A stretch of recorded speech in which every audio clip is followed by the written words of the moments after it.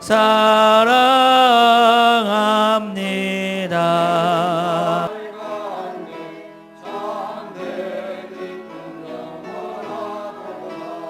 복음서 강의 오늘 10번째 시간, 우리가 함께 여러분들에게 유인물을 나눠드렸습니다.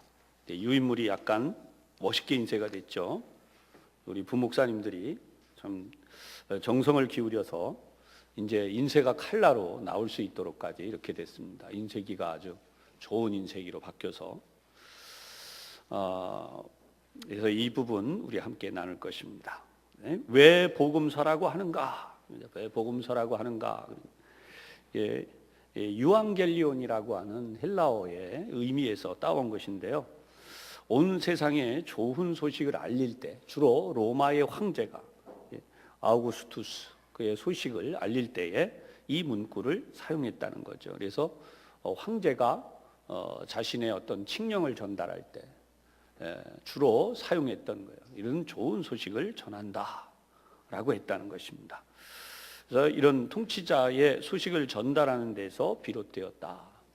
오늘 여기 본문을 일부러 이사야서의 52장 원래 7절 내용 한 절만 여기에 해당할 수 있습니다. 그런데 앞뒤로 문맥을 위해서 집어넣어놨어요. 7절을 보면 좋은 소식을 전하며 평화를 공포하며, 또다시 나오죠. 복된 좋은 소식을 가져오며, 이렇게 나오잖아요. 좋은 소식이라고 하는, 그 당시에 이미 이사야 선지자를 통해서 하나님께서 이스라엘 민족뿐 아니라 온 세계에 전하실 복된 소식을 말씀해 놓으셨다는 거죠. 우리가 이 사실을 알게 된다는 게 얼마나 감동적인지 몰라요. 그래서 여러분 이런 것 참 가끔 이제 여러분들도 TV를 시청하시죠. 저도 가끔 볼 때가 있어요. 중요한 어떤 재미난 프로그램이라기보다 의미를 알려주는 프로그램들이 있어요. 그래서 좀 살펴보는데 TV를 보기보다는 방송 쪽에 이제 인터넷 쪽에도 좀 뒤져보고 이렇게 해서 조금씩 보는데 감동 있는 부분이 하나 있어요. 여러분 재미난 프로그램 중에 그 너의 목소리가 보여라고 하는 프로그램이 있죠. 거기를 보면 굉장히 재미나게 그 프로그램이 나와요. 한쪽에는 진짜로 노래를 잘하는 사람, 한쪽에는 입으로만 노래를 부르는 사람. 그죠? 누가 진짜로 목소리를 내고 노래를 잘하는 사람인가? 사람들이요 숨죽이고 재밌어 하면서 집중해요. 저는 그런 생각을 해요. 야, 이게 저런 재미를 느끼게끔 만드는 프로그램, 예배도 좀 저렇게 만들 수가 없을까? 아무리 고민을 해봐도 예배는 재미나게 만들 수가 없는 것 같아요.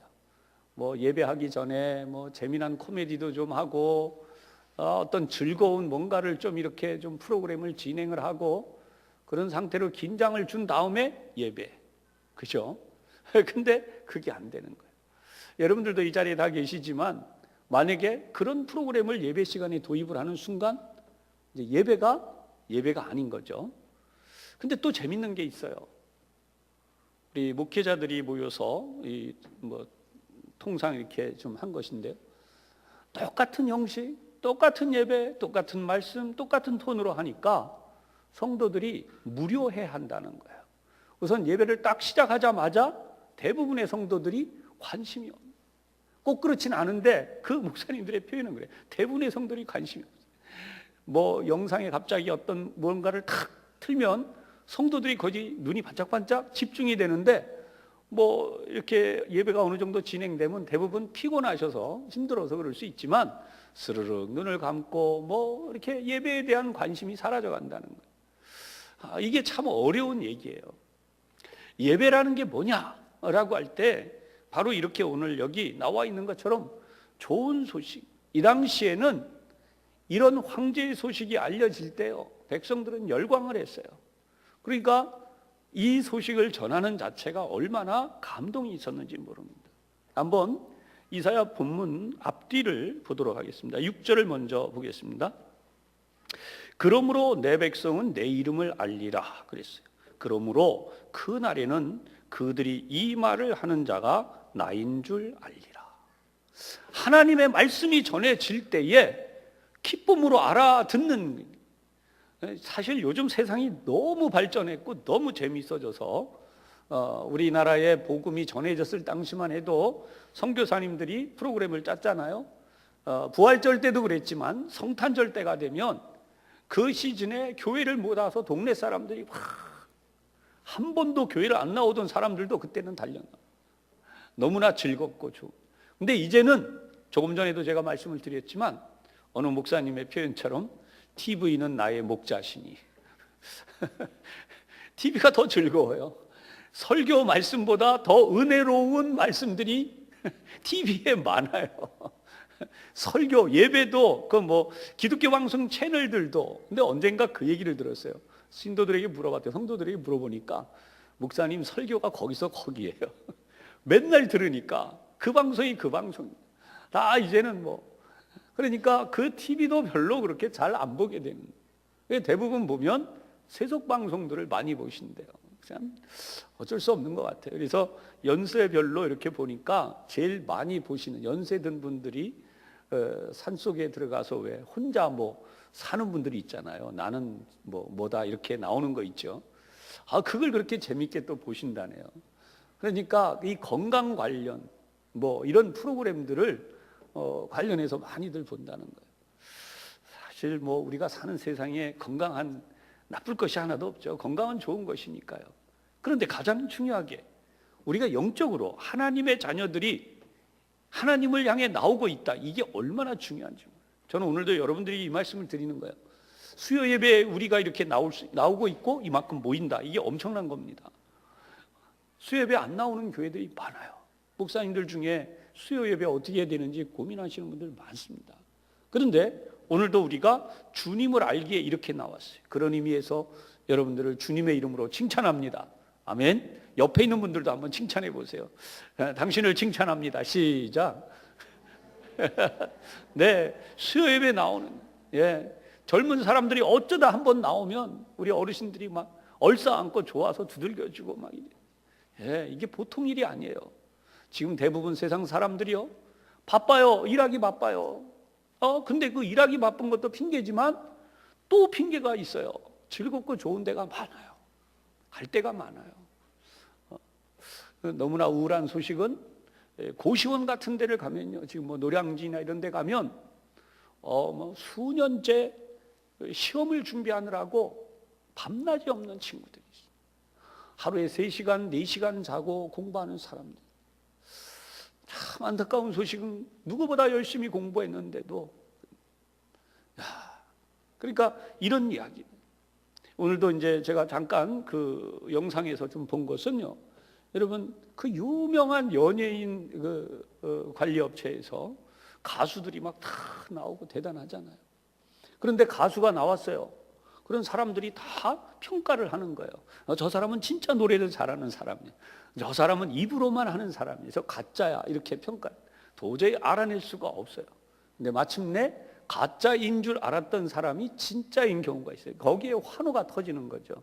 또 진짜로 노래할 것 같은 사람인데 알고 보니까 노래를 못해요. 가짜로 나온 거예요. 근데 오늘 나온 소식 중엔 이런 게 있어요. 주차장에서 주차 관리를 해요. 그 연예인들 차를 주차해주고 이런저런 걸 하는 거예요. 아무도 그 사람이 가수라는 생각을 해본 적이 없어요. 근데 그 사람은 4년 전에 이미 유명한 가수였었어요. 가수 신인왕에 발탁이 되고 가수가 된 사람이에요. 그런데 여러분 가수로 뜨지 못하는, 이게 가수가 됐다 그래서 성공하는 게 아니고 떠야 되는 거죠. 그런데 이 사람이 아무도 그 사람이 가수라는 생각을 하지 않았고 연예인들이 가서 이렇게 좀 차를 주차하려고 그러면 대신 운전해서 이렇게 대주는 발렛 파킹이라고 얘기하죠. 그런 거 해주고 주차장 관리하고 그러니까 다 그 사람을 무시하고 있었어요. 그런데 노래를 탁 시작하는데 너무나 잘하는 거예요. 나중에 신분이 밝혀지고 뭐라 그러냐 하면 좀 조심스러워하는 거예요. 우리 한참 선배인데 저런 사람이 저렇게 30이 훌쩍 넘은 그런 사람이 유명한 가수였었음에도 불구하고 주차를 해주면서 꿈을 버리지 않고 거기서 그렇게. 근데 거기에 중요한 게 뭐냐면 우연이라는 거예요. 우연. 거기에 가서 내가 꿈을 키우기 위해서 주차라도 해야겠다 이런 생각이 아니었고 주차 관리를 해주는 업체에서 뽑아줘서 보내줬어요. 보내줬는데 우연히 가게 된 것이 바로 그 연예인 기획사에 주차 관리를 하게 된 거예요. 하나님이 도와주시지 않았나, 저는 그런 생각을 해봐요. 그 사람은 이제 꿈을 다시 키울 기회가 생긴 거죠. 그런데 한번 나와서 자신의 노래 실력을 보였기 때문에 PD나 프로듀서를 PD나 이런 또 그 외에 제작자들이 있을 거 아니에요. 뭐 연예인 매니저들이나 또 거기 관련되어진 일. 가만히 보면 그 앞에서 아니라고 했던 친구들이 너무 놀래가지고, 그 감동, 생각지도 않았던 사람이 너무 잘하는. 근데 그 사람이 겸손하게 한 얘기가 있어요. 나는 뭐라 그럴까, 거기에 꼼수를 쓰는 것 같은, 내가 좀 뭔가 여기 어필해서 내가 이런 걸 했던 사람이라고 하는 말을 한 번도 내뱉은 적이 없다는 거예요. 그냥 묵묵히 주차장 관리하면서 항상 노래를 연습했대요. 항상 새로운 노래마다 다. 그래서 그 노래를 탁 나와서 부르는데 거침없이 너무나 어려운 노래를 너무나 잘하는 거예요. 감동이 있죠. 사랑하는 여러분, 복음도 마찬가지라고 저는 생각합니다. 우리가 정말 예수 믿는 사람이라면, 정말 예수님의 사람들이라면 복음에 대한 감동이 있어야 돼요. 항상 감동이 있어야 돼요. 이거는 목사인 제가 잘해서 오기보다는 하나님께서 여러분들을 사랑해서 주시는 거기 때문에, 여러분들이 하나님에 대하여 늘 어떻게 해요? 거기 나오는 어떤 세상의 프로그램들보다도 하나님이라는, 주님이라는, 주님의 사랑이라고 하는 거기에 대하여 감동이 느껴져요.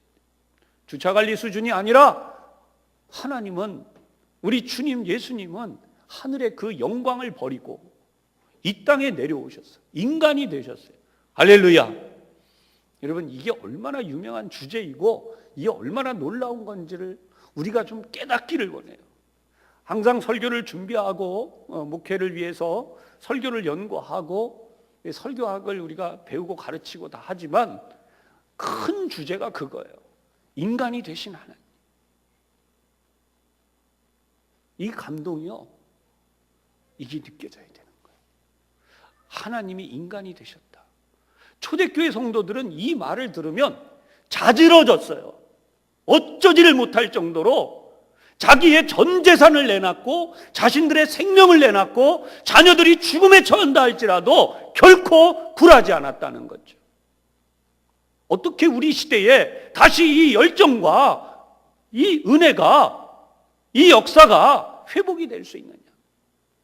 하나님이 나를 위해 인간이 되셨다. 그런데 담담해요.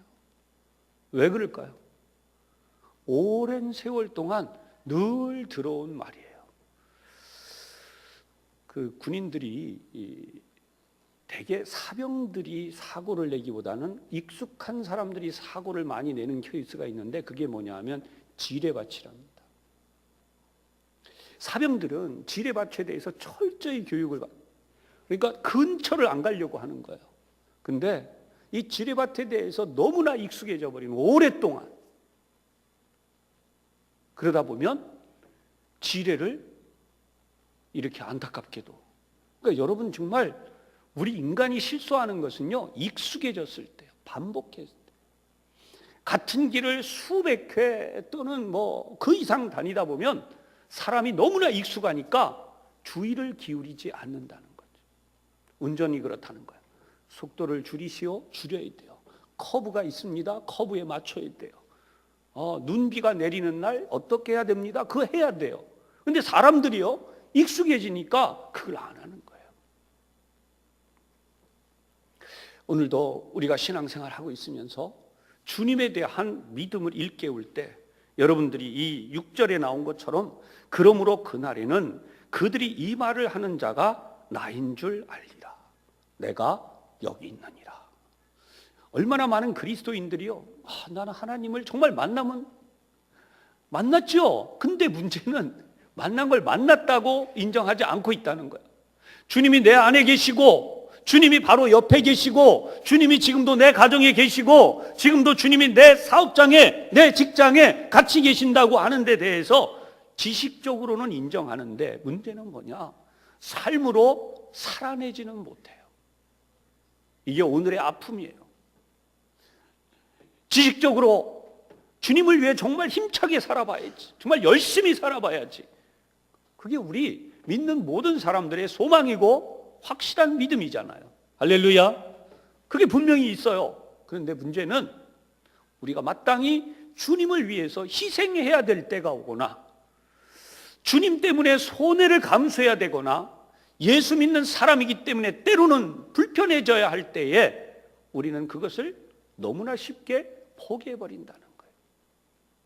한번 얘기해 보십시다. 좀 주님을 믿는 사람은, 너무 쉬운 얘기를 한번 해봐요. 주님을 믿는 사람은 굉장히 긍정적이다 라고 하는 거예요. 동의하십니까? 그러면 여러분 주변에서 여러분들을 평가하기를 저 사람은 긍정적인 사람이야 라고 말하나요? 거기에 한번 생각해 보세요. 그러면 이제 한 단계 더 깊은 쪽으로 가봅시다. 주변에서 우리를 저 사람은 참 이해심이 많아, 사랑이 많은 사람이야. 어떠세요? 나를 내 주변에서 나를 보고 저 사람은 이해심이 많은 사람이야, 진짜 사랑이 많은 사람이야 라고 한다는. 여러분 가족 중에도 여러분의 남편, 아내 또는 부모님, 자녀들, 손자, 손녀들, 여러분 가족들이 우리 할아버지는, 우리 할머니는, 우리 어머니는, 우리 아버지는, 우리 누구는 사랑이 많은 사람이에요. 정말 이해심이 많아. 그 어느 누구보다. 아멘. 그렇게 기억되고 그렇게 되시기를 주님의 이름으로 축복합니다. 이제 마지막으로 하나만 더 갑시다. 주변에서 이렇게 말하는 거죠. 저 사람은 진짜 예수 믿는 사람이야. 저 사람은 진짜 예수님 같아. 예수님의 제자, 예수님의 사람. 저 사람을 보면 진짜 예수 믿어야 될 것 같아. 과연 우리를 보고 그렇게 하고 있나요? 오늘 이 설교를 하고 있는 저도 이 부분에 오면 회개할 게 많아요. 사람들을 만나면 이게 어려운 거예요. 저분을 보면 예수 믿는 것 같아. 저분을 보면 예수님을 만난 것 같아. 오늘 이 자리에 앉아있는 여러분들을 보고 누군가 옆에서 다들 당신을 만났더니 예수님을 만난 것 같습니다. 그렇게 될 수 있기를 주님의 이름으로 축복합니다. 아멘. 우리 사회가 가장 배고파하는, 우리 사회가 정말 교회를 보고 성도들을 보고 정말 배고프게 갈급하는 내용이 바로 그거예요. 예수님을 만나. 7절로 넘어갑니다. 좋은 소식을 전하며 평화를 공포하며 복된 소식을 가져오며 그랬어요. 자, 전하며와 공포하며 가져오며가 나와요. 물론 이 부분에 대한 해석을 우리 다양하게 할 수 있습니다. 좋은 소식은 앞에도 말씀드린 것처럼 이 대왕, 황제 중에 황제가 이 세상에 복된 소식을 알린다는 거예요. 주님께서 오시기 전 약 한 700년 이전에 이사야 선지자가 이 말을 예언했다는 거예요. 얼마나 놀라운 이야기예요. 언제나 하나님은 우리보다 엄청나게 앞서 계실 뿐 아니라 최신 뉴스를 우리에게도 전하고 계세요. 저는 오늘도 여러분들에게 최신 뉴스를 전할 수 있어요. 그게 뭐냐 하면 주님이 다시 오신다는 거예요. 할렐루야. 언제 오실지 모르지만 주님이 다시 오실 거라는 거예요. 그리고 우리가 그때까지 주님의 오시는 그 길을 예비하면서 이 믿음의 삶을 살고 있어요. 이것이 종착점이에요. 우리 개인 한 사람 한 사람의 인생의 종착점이 뭐냐? 주님이 오실 길을 예비하며 사는 거예요. 나이가 70이 되든 80이 되든 또는 100세가 되든 100세가 넘어가는 삶을 살던 우리 인생의 딱 하나 목표는 주님이 오시는 길을 예비하며 살아가는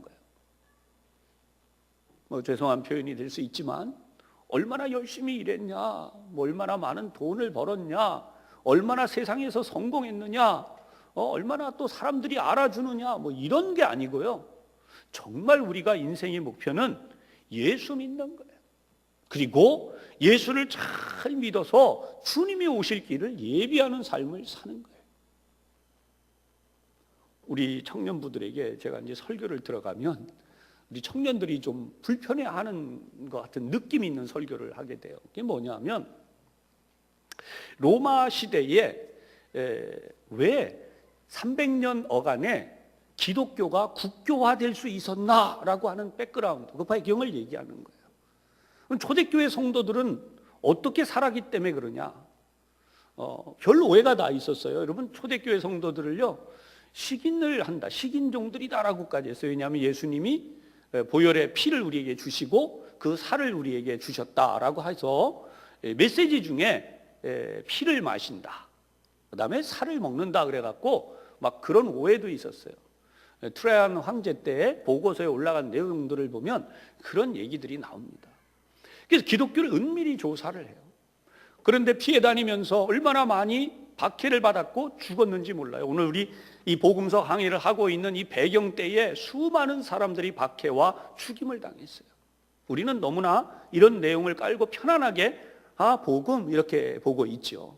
그러나 이 당시에는 정말 이 자리에서 체포하러 오는 자들을 피해서 도망가는 것도 이제 포기하고 다른 사람을 살리기 위해 내가 순교하고 죽는 그런 사람들 사이에서 이 복음의 메시지가 전달이 됐었어요. 근데 그 속에서 이렇게 가르친 거죠. 형제들은 형제들대로, 자매들은 자매들대로 성실하라.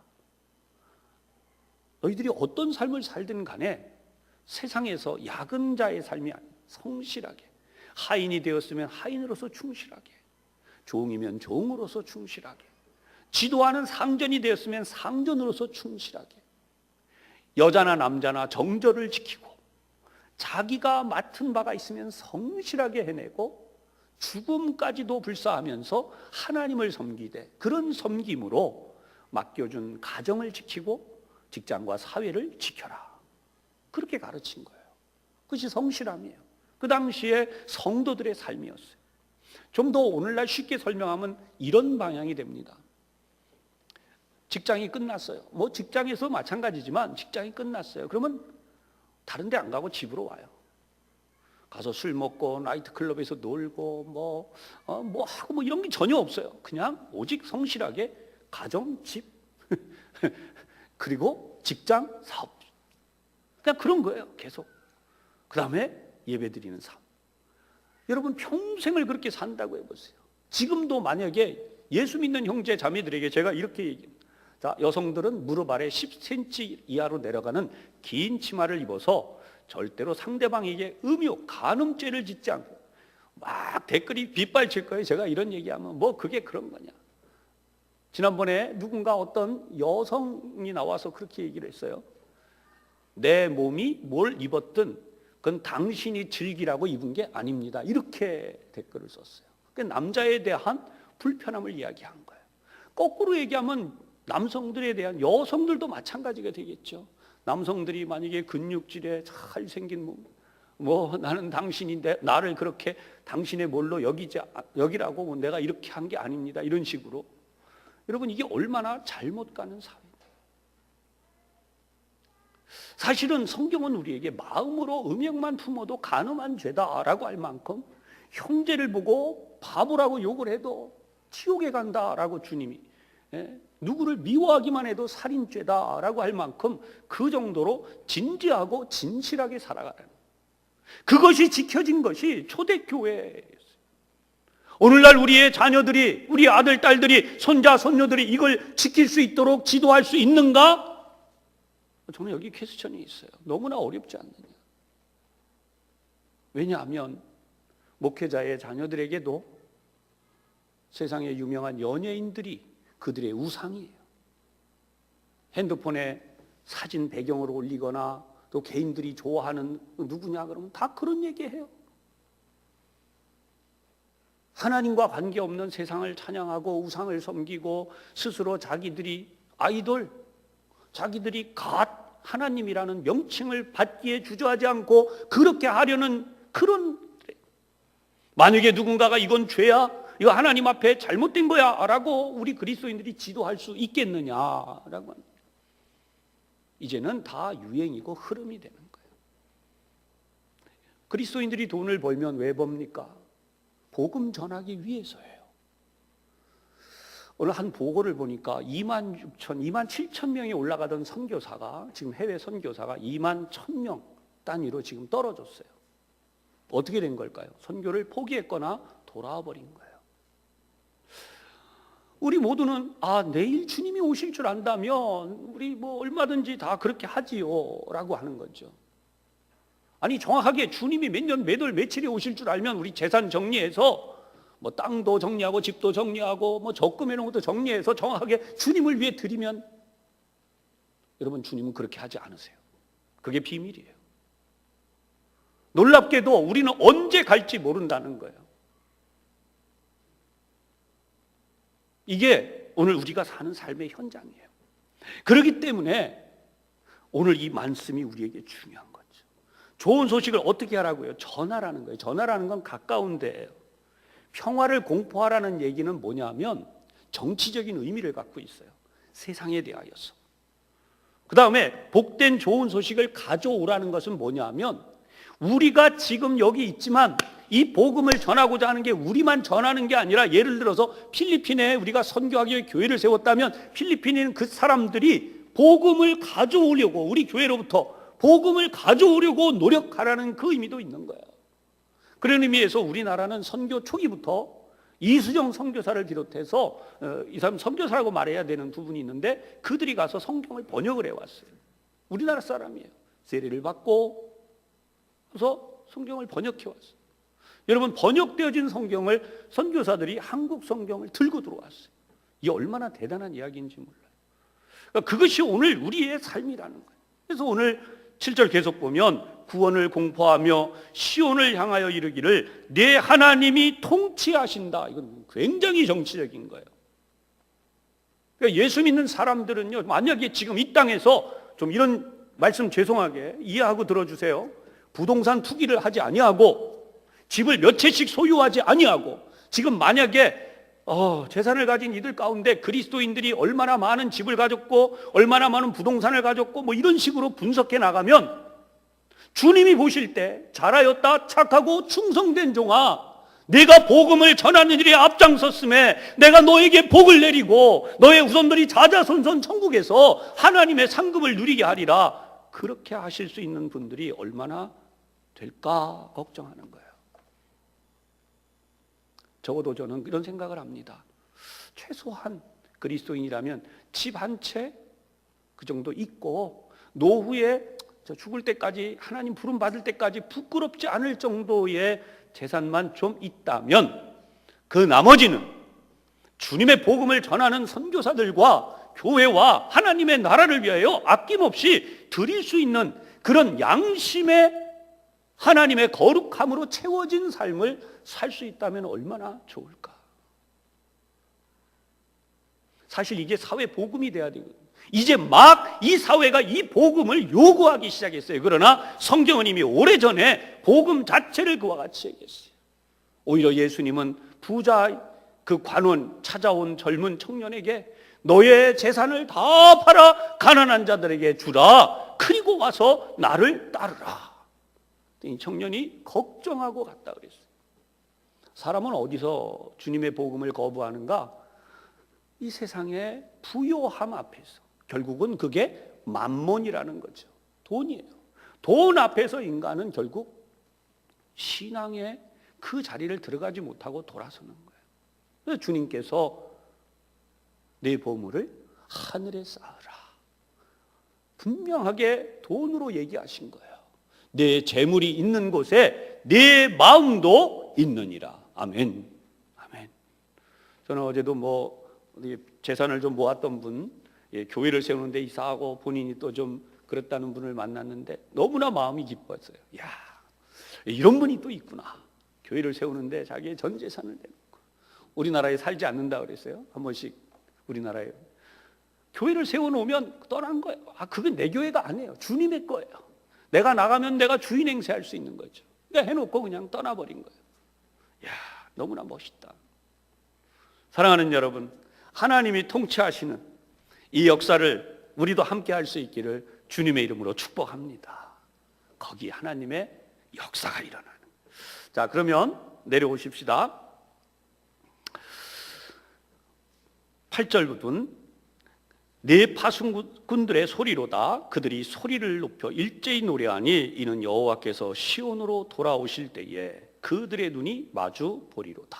이건 예수님이 오실 때의 모습이지만 늘 종말론, 주님이 다시 오실 때에 마주친다 그랬어요. 주님이 오실 때에 여러분 우리를 보시며 얼마나 기뻐하실까. 우리 중에는 주님이 오실 때까지 살지 못하고 먼저 가는 분도 있을 수 있고 주님이 오실 때까지 살아있는 이도 있을 수 있어요. 근데 그때 주님이 우리의 눈을 보시며 얼마나 반가워하실까. 여러분 우리도 사람을 만날 때 오랜 사귐 친구가 있는 들 만나면 얼마나 반가워요. 그죠? 근데 주님만을 위해서 살아온 그 사람을 만날 때 주님의 눈빛이 어떨 것인가. 할렐루야. 주님만을 바라본 사람들. 그런데 죽어도, 이 사람은 왜 죽어도, 저는 그래요. 죽어도 하나님의 나라에 가 있지만 주님이 다시 오실 때 어떤 일이 일어나요? 우리의 죽었던 육신이 살아나요. 그리고 주님이 데려가신 그 영혼과 다시 하나가 되는 순간에 완전한 인간으로 우리가 다시 태어나게 될 때, 그런 우리의 모습을 보시며 그런 우리의 눈빛을 보시고 눈을 마주치시는 우리 주님이 우리를 얼마나 감격스럽게 기뻐하며 바라보실까. 아멘. 여러분들 이 소망으로 여러분들이 오늘도 이 어려운 세상에서 정말 큰 믿음으로 일어날 수 있기를 주님의 이름으로 축복합니다. 그들의 눈이 마주 보리로다. 9절에 보십시다. 너 예루살렘의 황폐한 곳들아 기쁜 소리를 내어 함께 노래할지어다. 이는 여호와께서 그의 백성을 위로하셨고 예루살렘을 구속하셨습니다. 여호와께서 10절 열방의 목전에서 그의 거룩한 발을 나타내셨으므로 땅끝까지도 모두 우리 하나님의 구원을 보았도다. 아멘. 제가 언젠가 한번 말씀드린 적이 있어요. 온누리교회가 이제 하던 사업인데 요즘 조금 물러났어요. 뭐냐면 주일날 아침에 청년들이 교회를 안 가요. 주일날 이른 아침에 어디를 가냐면 아까 말씀드린 클럽 이런 데를 가는 거예요. 거기를 밤에는 술집이었지만 거길 통으로 접수를 해요. 다 이렇게. 그래가지고 거기서 거룩한 모임, 예배를 드리는 거예요. 야, 세상을 정복하는 방법을 그렇게 찾은 거죠. 교회에서의 예배가 아니라 동네 주변에 또는 어떤 지역에 어느 대학가에 어디쯤 밤새도록 사람들이 정신을 안 차리고 있는 그 현장에 찾아가서 거기서 찬송을 부르고 예배를 드리고 기도를 하는 거예요. 여기 지금 나온 것처럼 땅끝까지도. 땅끝이 어떤 데예요? 하나님의 복음이 들어갈 수 없는 곳. 우리 모두 하나님의 구원을 본다. 여러분 그곳에 복음을 전할 수 있는 그런 사람들. 그때 감동적인 일을 진행했던 목사님들의 얘기를 들어보면요, 술이 채 깨지 않은 사람들도 있고 다양한 사람들이 있대요. 하지만 거기 들어가서 그들에게 밤에 뭐 토할 수도 있고 안 좋은 거 있잖아요. 다 닦아주고 물 떠다가 정신 차리게 해주고 다 품어주고 물건 챙겨주고 그러면서 거길 정리하고 예배를 드린다는 겁니다. 거기서 찬송을, 거룩한 찬송. 그러니까 우리가 알고 있는 우리 찬송이 아니라 좀 젊은 사람들이죠. 뭐 외로움에 대한 고통과 아픔에 대한 그런 하나님의 사랑과 응답이 이루어지는 복음성가 찬양을 드리는 거죠. 그리고 주님의 메시지를 전해주는 거예요. 하나님은 당신을 사랑하십니다. 세상의 모든 고통과 어려움이 있을 때, 외로움이 있을 때 하나님 당신을 지켜주시고 당신을 도와주시는 분입니다. 너무나 멋있잖아요. 그러니까 거기에서 역사들이 일어나요. 일본에 가서 그 일본의 그 어려운 환경 속에도 러브 소나타라고 하는 프로그램을 지금도 계속한다 그래요. 그 사람들에게 하나님의 복음을 계속 전해서 지금 돌아오는 사람들이 늘어나고 있다는, 그렇게 복음화가 힘들다고 하는 일본 땅. 우리는 그런 의미에서 하나님의 뜻을 땅끝까지 들고 나가야 돼. 어떤 지역이 여기는 안 좋은 지역이다, 여기는 우리 출입금지다 이렇게 하는 게 아니라, 물론 그런 데가 있을 수 있지만 예수 믿는 사람들이 기도로 준비하고 그들을 섬기기 위해 가면 세상에 섬기지 못할 장소가 없죠. 이미 오랫동안 우리나라에서 많이 해온 건 학원 선교도 했었지만 이 소위 말하는 감옥이라고 불리우는 이런 데 가서 정말 복음 전한 이들이 얼마나 많은지 몰라요. 어려운 사람들. 그런 의미에서 오늘도 우리가 깨어있는 믿음으로 하나님 앞에 설 수 있기를 주님의 이름으로 축복합니다. 복음서를 왜 기록했나? 여기 정리되어진 것만 보면 되니까요. 첫 번째, 예수님에 대한 역사를 남기려고 했다는 거예요. 예수님의 말씀에 대해서 권위가 있고, 그리고 그것이 얼마나 신실한 기록인지를 남길 필요가 있었다는 거예요. 왜냐하면 사도들이 자꾸만 한 명, 두 명 세상을 떠나니까 복음서의 이 가치가 전달되지 않아요.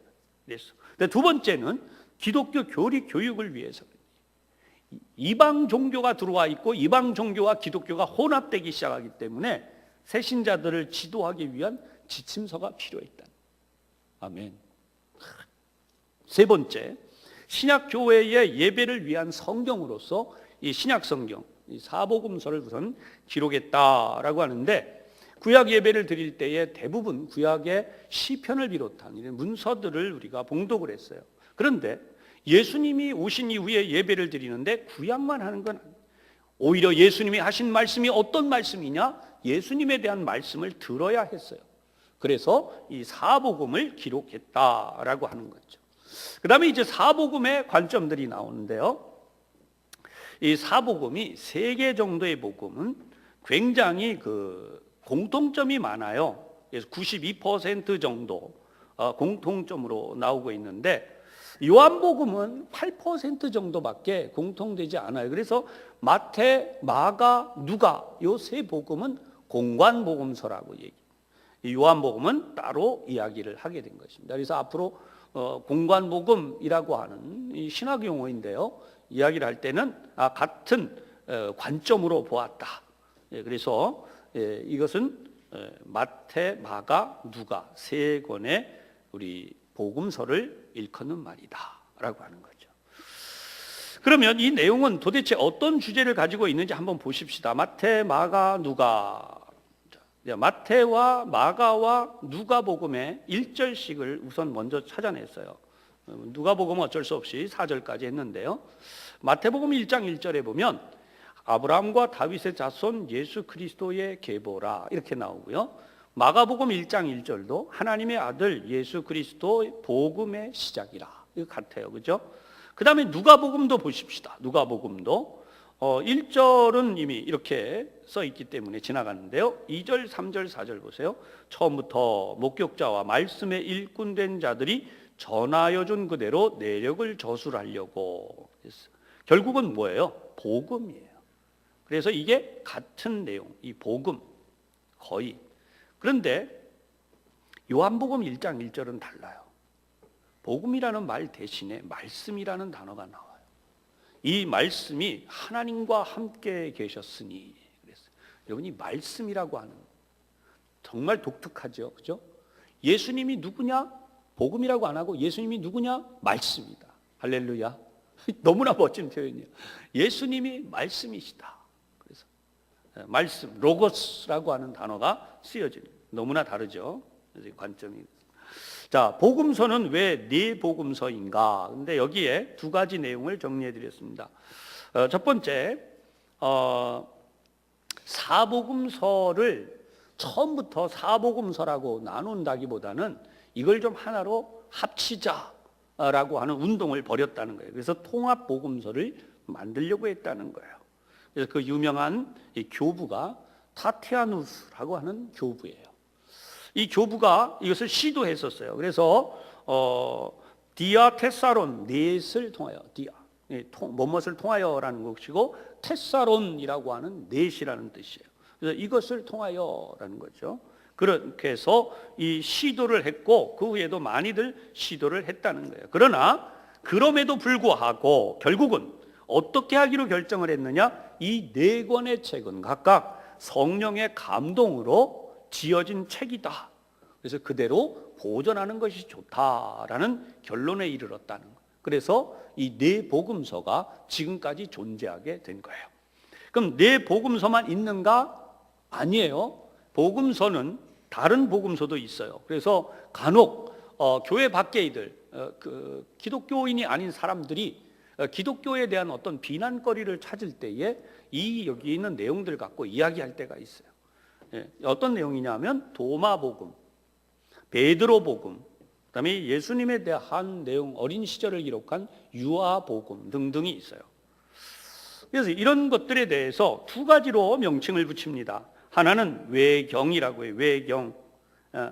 이 외경이라고 하는 데 대한 가장 큰 의문이 뭐냐면, 이게 진짜 역사적인 사실이냐, 아니면 정말 여기에 있는 내용들이 성경에 있는 것과 일치하는가라고 하는 측면에서 진위를 따져보게 됩니다. 또 하나는 위경, 위작이라는 말이 있듯이 타인의 이름이 딴 사람이에요. 딴 사람인데 이 사람이 예를 들면 예수님의 제자들의 이름을 도용해서 이 복음서를 쓴 것이죠. 그래서 이런 것들이 있다라고 하는 거예요. 그러나 이런 것들은 다 지금 우리 성경 안에는 들어와 있지 않아요. 예수님의 어린 시절을 기록한 내용에 어떤 것들도 있냐면요. 예수님이 어릴 때 예수님을 괴롭혔대요. 뭐 동네 아이들이 예수님을 괴롭혔대요. 그래서 예수님을 다 괴롭혔는데 예수님이 그들을 향해서 좀 화를 내신 거죠. 그랬더니 이 아이들이 어떻게 됐느냐? 시름시름 앓다가 말라서 죽었다. 자, 읽어본 내용이에요. 야, 여러분 상식적으로 우리 주님이 그러셨겠어요? 어떤 분은 그럴 수 있어요. 뭐 어린 마음에 예수님도 속상해서 그래가지고 애들이 그랬을 수 있어. 근데 저는 이거는 누군가가 이렇게 지어낸 어떤 옛날에 어떤 전설 따라 뭐 이런 식으로 좀 이렇게 지어낸 얘기에 가깝지, 주님의 어떤 생애에 대한 철저하게 비밀에 붙여져 있는. 그래서 오늘도 우리는 그럼 왜 비밀이었을까요? 예수님은요, 오늘날로 말하면 전혀 주목받지 못했어요. 왜요? 갈릴리 나사렛이라고 하는 가장 낙후된 동네, 거기는 누구도 거들떠보지 않는, 그리고 그것도 모자라서 직업이 뭐예요? 목수였어요. 목수의 아들로서 목수였어요. 얼마나 천대받는 직업이었는지 모른다는 거죠. 그러니까 관심 자체가 없었어요. 아무도. 예수님이 나와서 예수님이 세례자 요한에게 세례를 받고 세례자 요한이 이렇게 말하죠. 보라, 세상 죄를 지고 가는 하나님의 어린 양이로다. 그렇게 말할 때까지 아무도 예수님에게 관심이 없었다는 거예요. 그러니 여러분, 예수님에 대한 이야기는 그렇게 비밀일 수밖에 없었다.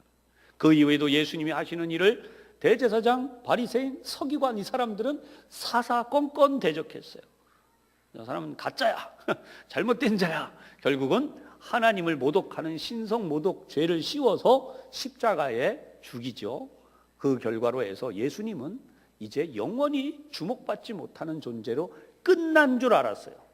그런데 우리가 아는 대로 마가의 다락방, 거기에 120문도가 모여서 성령이 임하셔서 그들이 하는 하나님의 뜻을 전하는 역사를 통해서 오늘날 전 세계에 예수님이 전해지게 된 거죠. 오늘 저와 여러분이 이 말씀을 대한 것이 복 중에 복, 행복 중에 행복이라는 사실을 분명히 깨달으시기를 바랍니다. 기도하겠습니다. 하나님 아버지, 오늘도 우리 가운데 하나님의 행하신 놀라운 일들을 다시 한번 돌아보며 믿음으로 이 모든 일들을 깨닫고 삶의 자리를 향해 나가고자 합니다. 험하고 어려운 세상에서 그리스도인들로 살아가는 이 어려운 일이 하나님, 지금은 힘들어지고 어려운 일이고 도전적인 일이 되어져 버렸습니다. 그러나 우리가 어떤 곳에 있든지 정말 세상에게 하나님의 말씀을 전하고 하나님의 말씀을 선포하고 하나님의 말씀을 공포하고 하나님의 말씀을 가져올 수 있는 그런 하나님의 자녀, 하나님의 백성 되게 하여 주옵소서. 예수님 이름으로 기도하옵나이다. 아멘.